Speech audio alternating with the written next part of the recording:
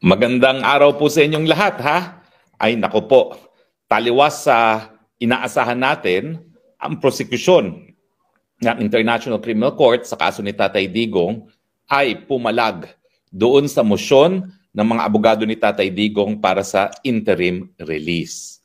Ano ba itong interim release na ito? Well, ang interim release po yung panandali ang pagpapalaya sa akusado, pero hindi naman siya nagkakaroon ng tunay na kalayaan, no? Kumbaga parang house arrest. Siya ay hindi madetenay sa isang detention facility, sa isang bahay, pero limitado pa rin ang kanyang movements at magkakaroon ng mga kondisyones. Now, ilan sa mga kondisyones na umayag o sinumite ng mga abogado ni Tatay Digong ay ang makakabisita lang sa kanya ay mga pamilya, no? At syempre, yung lugar, well, sinabi na ni BP Sara, isa sa lugar na pinag-isipan ay Australia, no? Hindi ko pa alam kung ano yung ibang lugar na pinag-isipan. Pero yung lugar kasi, kinakailangan membro ng ICC. At gaya ng nasabi ko nung naunang broadcast natin, iilan lang naman yung mga bansa, sa mga karatig bansa natin, ang membro ng ICC. Isa na dyan ang Australia, nandyan din ang New Zealand. Pero dito sa malapit sa atin, sa ating bansa talaga, ay ang malapit lang ay South Korea, no? At hindi ko pa alam talaga kung saan siya mapupunta, no? Pero ang sinasabi ng marami, dahil nagpunta ng Australia si BP Sara, at inamin naman niya na isa sa mga bansa na posibleng magkaroon ng interim release si Tatay Digong in Australia, isa na yan sa kinukonsider. Pero hindi natin inaasahan ay yung pagpalag ng prosekusyon. Bakit? Kasi doon mismo sa motion ng abogado ni Tatay Digong, sinabi nila na nagkausap na sila ng prosekusyon at hindi raw tututol ang prosekusyon. Kaya naman, akala ng marami, in the bag na. Kasi pag hindi naman tumutulang prosekusyon, wala nang dahilan para hindi siya magkaroon ng interim release. Well, ngayong formal na pong naghain ng oposisyon ang prosecution, well, ayan po, paglalabanan pa rin ang issue ng interim release. Hindi pa po yan in the bag. Siyempre po, kung hindi naman nag-oppose at sumuporta pa ang prosecution, in the bag na yan. Ngayon po, talagang pag-aaralan pa ng hukuman. Ano ba yung mga bagay-bagay na titignan ng hukuman? Well, una-una, yung pagiging flight risk. Siya ba ay eskapo? Well, alam nyo naman po, kung siya naman ay i-release sa isang bansa na talagang miyembro ng ICC at magkakaroon ng kondisyones, asahan naman natin na yung bansang yon, Australia o kung saan man, ay ipapatupad ang mga kondisyon na yan, no? At kasama sa mga kondisyon na yan, ay pagbabantay sa kanya, no? Hindi po ibig sabihin na interim release ay completely malaya na, no? Talagang house arrest po yan, kumbaga. Hindi siya po pwedeng lumabas ng bahay niya unless for specified reasons, siguro medical reasons, no? At yung mga bisita niya ay dun nga sa hinain ng abogado ni Tatay Digong, ang bisita niya ay limitado lamang sa mga kapamilya. Pangalawa is meron bang possibility na siya ay gumawa pa ng krimen? Well, marami talaga dun sa nag-react doon sa petisyon o doon sa motion ng abogado ni Tatay Digong kasi nakasulat doon, will not commit crimes, no? Well, yan naman po yung requirement na sabihin. Hindi naman po yung pag-amin, no? Hindi talaga yung inaamin, pero siyempre, pag binasa mo, parang pag-aamin. Ang sinasabi lang dyan ay, pag ikaw ay naka-interim release, wala kang krimen na magagawa or posibleng gawin or gustong gawin, no? So, sinasabi lang na magiging law-abiding ka. Bagamat yung pagsulat talaga doon sa papel ng mga abogado ay parang nagbibigay ng impresyon na umamin na, no? Hindi naman po. Yan po isang requirement lang ng Rome Statute, kaya kinakailangan ulitin at sabihin in fairness, no? Pangatlo, may posibilidad ba na siya ay mag-i-influence doon sa mga testigo, mananakot, o di naman kaya pakikialaman ng mga ebidensya, yung tampering of evidence, no? Siguro naman po, pag malayo na ang Tatay Digong at hindi naman nasa Pilipinas, lahat ng testigo ay either nasa Hague or nasa Pilipinas, wala naman pong influensya na si Tatay Digong, no? So, sa madaling salita, ano ba ang tingin ko? Well, ang tingin ko po, unang-una, hindi naman po siguro flight risk ng isang 80 anyos. At sa totoo lang po, kung gusto lang na tumakas ni Tatay Digong, matagal na niyang ginawa yan. Kasi alam niyo naman dito sa Europa, hindi gaya sa Pilipinas, na ang mga pulis ay lahat armado. Dito, hindi naman, no? Pero si Tatay Digong bilang isang abogado, talagang humaharap siya sa proseso, no? Hindi siya nag-shortcut. Siguro nga, to a fault, no? So sa tingin ko, talagang hindi siya flight risk. At saka, ano ba naman magagawa pa na 80 anyos on his own? Hindi nga kaya maglabat. magluto para sa sarili niya eh. Tatakas pa, no? At syempre, yung mga pagbibisita, limitado lamang sa mga close members of the family. At inoobserbahan pa, binabantayan pa, pinakikinggan pa. So paano siya magpaplano ng pagtatakas niya? No? Eh wala namang pagkakataon, walang oportunidad na magplano ng kanyang pagtatakas. O, pangalawa, meron ba siyang krimen na gagawin? Naninindigan nga tayo na walang krimeng ginawa ang Tatay Digong. Alam niyo yung crimes against humanity, ang definition niyan is either widespread or systematic attack against civilian populations knowing that it is being directed against civilian populations. Tagalogin natin. Malawakan or systematic na pag-atake sa mga sibilyan na nalalaman na ang tinatarget ay mga sibilyan dahil sila ay sibilyan. O kung titignan mo yung war on drugs, hindi naman po yan tinatarget ang kahit sino dahil sila ay sibilyan. Kung meron mang mga collateral damage dyan, yan ay dahil nga meron mga dahilan ang ating kapulisan para gumamit ang dahas. At kung wala ngang dahilan, napaparusahan naman ang hukuman natin. Of course, rinireklamo nila na konti lang daw ang napaparusahan. Bakit? Marami na bang naparusahan ng ICC? Aber, hindi nga, no? Kung ikukumpara mo yung numero ng lokal na hukuman, mas marami pa rin kaysa sa ICC na yan. Diba? So, sa tingin ko po, wala talagang krimen na nagawa ang Tatay Digong at dahil wala man siyang krimen na nagawa, wala naman siyang krimen na po pwede pang gawin. Now, yung pagdating naman sa pagpananakot sa testigo at saka yung pagtatamper ng evidence, ano ba namang oportunidad ni Tatay Digong dyan? Malinaw na ang Marcos administration nang nag-surrender kay Tatay Digong, hindi pa nga hinihingi ng ICC, ibinigay na. Ibig sabihin, anong kakayahan ni Tatay Digong na manakot sa mga testigo samantalang talaga namang magkalaban na sa politika ang Marcos at Duterte? Mabuti sana kung kontrolado pa ng pulis ng Tatay Digong ang ating kapulisan at hukbong sa datahan. Hindi na nasa kamay na ng kalaban. At kayo naman, kung hindi nyo pa alam na magkalaban ng Duterte at Marcos, hello, anong planeta kayo galing? Malinaw na malinaw po yan na hindi mo magkakampi ang Marcos at Duterte. So kapag hindi mo kasi kontrolado yung gobyerno, wala kang magagawang pananakot, wala kang magagawa ng tampering of evidence. So sa tingin ko, dapat pa rin mabigyan ng interim release. Bagamat sa tingin ko, hindi yan ang gusto talaga ni Tatay Digong. Ang gusto ni Tatay Digong, umuwi na ng Pilipinas at husgahan ng lokal na hukuman kung meron talaga siyang pagkakasala na dapat siya managot. No? Hindi yung interim release na yan.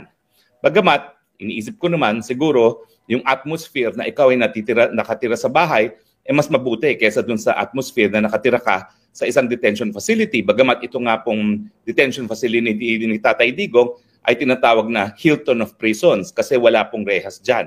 Wala pong hinahalikan na rehas yan. So yan po ay parang dormitoryo, no? At malaki yung espasyo, merong garden, pwede sila maglakad-lakad, hindi lang sila makakalabas talaga ng detention facility at hindi po pwedeng magkaroon ng kahit sino na bisita. Na ganun din naman mangyayari kung siya ay merong interim release. Now, anong tingin ko ba? Well, alam nyo ang track record, lahat po ng akusado ng war crimes at crimes against humanity dyan sa ICC, hindi po nabigyan ng interim release. Hindi po yan makatarungan. Bakit?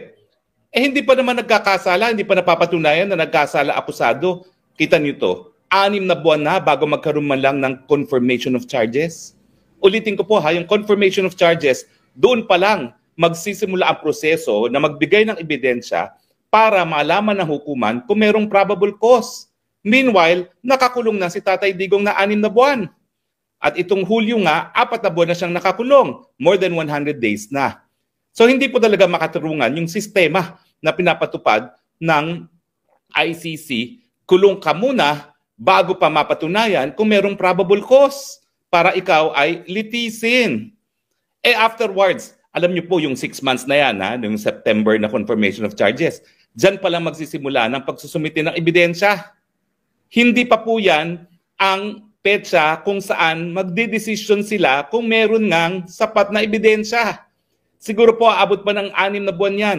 So bago pa magkaroon ng desisyon kung meron ngang probable cause para mag-continue ang paglilitis, 1 taong ka nang nakakulong. Makatarungan ba yan? Hindi. Lalong-lalo na dahil sa mulat-mula ang sinasabi natin, wala nang jurisdiction ng ICC. At yan naman po'y malinaw doon sa dissenting opinion ng dalawang mahistrado sa Appellate Tribunal nang ito po ay dinulog sa hukuman kung papayagan bang magtuloy ang preliminary examination. Kasi nga, di ba, in-explain ko sa inyo ng pagkakaiba ng ICC para maingganyo yung Amerikano na sumapi ay lahat ng gawain ng prosecutor dapat maaproba nitong pre-trial chamber na nakikita natin ngayon. So, sa tingin ko, mas importante na madesisyonan ng hukuman yung issue kung meron nga bang jurisdiction ng tribunal o hindi. Kasi kapag nagdesisyon siya na walang jurisdiction, tapos na ang kaso, tuluyan ng malaya si Tatay Digong. Now, ang nakakaabala is, bakit biglang nagbago ang posisyon ng prosecution? Sinabi talaga ng abogado ni Tatay Digong na ang prosecution daw ay hindi na tumutol sa kanyang interim release. Nung nabasa ko yan sa kanyang pleading, ang naisip ko, baka kumbinsado yung prosecution na wala talagang jurisdiction. Kasi hindi naman siya yung prosecutor na nagsampa ng kaso o nag-request ng warrant of arrest labang kay Tatay Digong, yung pinalitan niya. At yung pinalitan niyang babaeng prosecutor na galing sa Africa, ang pagpupula doon sa babaeng yon ay puro African lang ang kanyang kinakasuhan. At dahilan nga kung bakit ang buong African Union ay kamuntik nang bumitiw at nagbabanta pa rin bumitiw dahil selective justice daw. Puro African lang ang linilitis. So para mapatunayan na hindi lang African sa kanyang hinahabol, ayan, nagsampa ng kaso laban sa isang non-African, yun naman ang napili niya ay si Tatay Digong. Para lang patunayan na walang katuturan yung pula sa kanya ng kapwa niyang Aprikano na pinupuruhan lang niya yung kapwang Aprikano. So, mas mabuti talaga na aktuhan na ng hukuman yung issue ng jurisdiction. Kasi kapag no jurisdiction, hindi na talaga magtutuloy pati ang confirmation of charges. At ang jurisdiction naman, pwede yung ilabas at any stage of the proceedings. Now, sinasabihin ng prosecution na yung dalawang decision nga ng pre-trial chamber at saka ng appellate tribunal kung saan kinatigan yung pagpapatuloy ng preliminary investigation ay patunay na merong jurisdiction ng hukuman. Hindi po. Lininaw talaga ng hukuman, pareho ng pre-trial at saka ng appellate tribunal, na ang desisyon nila ay hindi desisyon tungkol sa jurisdiction. In brief, kaya tayo natalo doon, kaya nagpatuloy ang preliminary investigation, hindi kasi diniscuss ng Office of the Solicitor General kung bakit, anong epekto ng pagbibitiw natin sa Rome Statute. Na dahil hindi na nga tayo kasapi ng Rome Statute, dapat ang preliminary investigation ay masimulan 1 taon matapos ang ating pag-deposit ng instrument of withdrawal. Walang kahit anong diskusyon at ang tinutukan natin ay tinatawag na admissibility or yung complementarity principle na bukas at kayang litisin ng lokal na hukuman ng kasong ito. Ang sabi nung pre-trial chamber, kapag ang in-invoke mo ay yung complementarity na kayang litisin niya ng hukuman mo, inaamin mo na merong jurisdiction ang ICC, no? Kaya lang sinasabi mo na ang dapat gumalaw ay yung lokal na hukuman. Pagdating naman sa appellate tribunal, ang sabi ng appellate tribunal, hindi mo na po pwedeng i-argue itong issue ng jurisdiction for the first time on appeal. Dapat yan, diniscuss mo doon sa pre-trial chamber. So sa akin, bagamat ako'y nabahala dito sa pagbabago ng tono ng prosecution, hindi ko alam tuloy kung talagang tama yung sinabi ng abogado ni Tatay Digong na kinausap siya ng prosecution at hindi sila tututol, no? Or kung siya'y nanaginip lang, wishful thinking para mas madali yung kanyang trabaho. Hindi ko na alam kung anong dapat kong isipin. Pero ang realidad ngayon, hindi pa in the bag ang interim release ni Tatay Digong. Paglalabanan pa yan. At ang track record ng ICC, wala talagang binibigyan ng interim release. Para bagang talagang hindi makatarungan yan. Bakit? Kasi wala pa namang probable cause eh. Wala pang confirmation of charges and yet ayaw nilang i-interim release.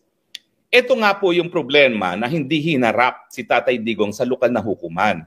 Kasi kung hinarap siya sa lokal na hukuman, ireresolba ng RTC yung issue ng nalabag ba ang karapatang pantao niya, meron bang jurisdiction ng ICC para siya i-extradite sa The Hague, at pinaka-importante, pwede bang bigyan ng provisional liberty si Tatay Digong habang dinidinig ng RTC. Pinagkaitan siya ng ganyang pagkakataon, so hindi natin alam kung yung panandaliang pagpapalaya ay dapat ibigay kay Tatay Digong na ang magdedesisyon ay lokal na hukuman. Hayan, ngayon opposed. So ngayong tinutulan ng prosecution, yung track record ng ICC na hindi nagbibigay ng interim release, ang aking conclusion, abay, medyo 50-50 tayo dito, no? Kung dati meron tayong 55 na baka naman mabigyan ng interim release kasi hindi nga tututulang prosecution, ngayon 50-50 uli. Dahil wala ng track record ng ICC sa pagbibigay ng interim release. Alam mo, ICC lang yung ganyan. Yung mga ibang tribunal na binuo ng UN system, gaya ng, at miyembro rin ako ng bar ng UN Tribunal for War Crimes in Rwanda at saka yung former Yugoslavia, lahat ng akusado doon halos binigyan ng interim release. Umuwi sila sa Yugoslavia, babalik lang sila pag meron ng paglilitis. Walang problema. Bakit? Kasi naman, ang bumuo kasi ng mga hukuman ninyon ay UN Security Council. Lahat ng desisyon ng Security Council enforceable against all members of the UN. So kapag hindi talaga sinurrender ng gobyerno kung nasaan yung akusado sa hukuman, pwede magkaroon ng sanctions ang UN Security Council laban sa bansang yon, no?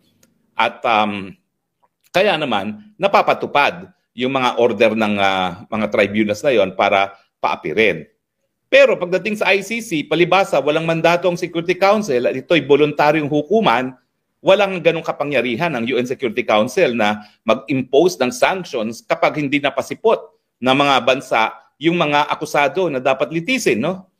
Kaya siguro hindi nagbibigay ng interim release ang ICC. Gayunpaman, hindi makatarungan yan. Dahil pinurusahan muna ang akusado bago pa man mapatunayan na mayroong probable cause para magtuloy ang paglilitis. Di ba? Napakapait ng kapalaran ni Tatay Digong at hindi talaga makatarungan, labag na sa tingin ko sa karapatang pantao ng presumption of innocence itong ganitong proseso.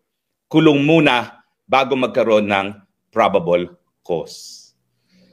Well, not all is lost, no? Kasi may issue pa nga on jurisdiction. Kaya lang, ang aking babala dyan, wala na pong ibang kasong lilitisin ng ICC kung hindi si Tatay Digong. Pag hindi sila nagtuloy ng kaso ni Tatay Digong, sayang ang mga sweldo ng magistrado, ng prosecutor at lahat ng staff ng ICC. Kung hindi ako nagkakamali, di ba sinabi ko na sa inyo, parang 141 million euros ang budget niyang ICC na yan taon-taon. Malulustay lang po yung salaping yan dahil walang ginagawang ICC.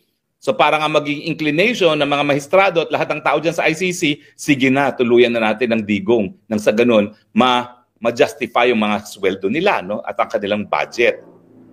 Pero, meron pa nga po tayo isang remedyo, ha? Domestic remedy. Kung saan sinasabi natin na ang Netherlands merong katungkulan na itaguyod at protektahan ang karapatang pantao ng lahat na nasa kanyang teritoryo kasama na si Tatay Digong. Kaya nga kung mapapatunayan na siya ay kinidnap dahil hindi siya pinresenta sa hukumang Pilipino bago mapadala sa ICC, merong obligasyon ang Netherlands na itigil ang paglabag sa karapatang pantao ni Tatay Digong. Papaano? Sa pamamagitan ng pagpapalaya kay Tatay Digong na hindi naman imposible dahil siya po ngayon ay nasa teritoryo ng Netherlands, nasa kulungan na pag-aari ng Netherlands at kung hindi po ako nagkakamali, ang mga gwardya ay mga Dutch pa rin. At saka na natin sasabihin ko ano talaga yung prayer natin na dyan sa domestic legal remedy na yan, antayin na natin ang pagsampa ng kasong yan kasi tingin ko naman maisasampa na yan sa lalong mabilis na panahon, lalo na ngayon na malinaw na taliwas sa sinabi ng abogado ni Tatay Digong, talagang tinutulan ng prosekusyon itong motion para nga sa temporary na pagpapalaya kay Tatay Digong. Well, anyway, ang ating layunin naman po ay mapaliwanag sa inyo kung anong nangyayari kay Tatay Digong dito sa ICC dahil lahat ng Pilipino merong karapatan pong malaman kung anong kapalaran ni Tatay Digong. Bakit? Dahil kababayan po natin siya, ng kanyang karapatang kapantao ay nalabag. At pangalawa, dahil nga po siya ay kinidnap, linabag po ang soberenya ng Pilipinas. So lahat po ng Pilipino, tayo po ang private offended party dahil linabag nila ang soberenya ng Republika ng Pilipinas nang kinidnap nila si Tatay Digong.